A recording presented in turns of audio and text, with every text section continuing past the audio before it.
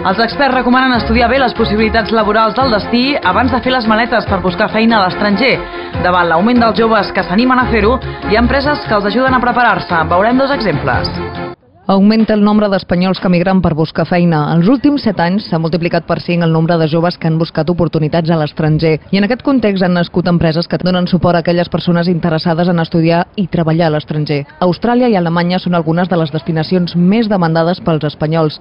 També s'apunta aquesta iniciativa al projecte Picasso amb una prova pilota a Alemanya. Pensem que cal, per tant, donar un suport a persones que poden trobar una feina, bàsicament a l'estranger, però que per si sols els resulta difícil de fer. Negociem amb les empreses que generin aquests llocs de treball, cerquem aquí a les persones que millor poden encaixar amb aquestes ofertes.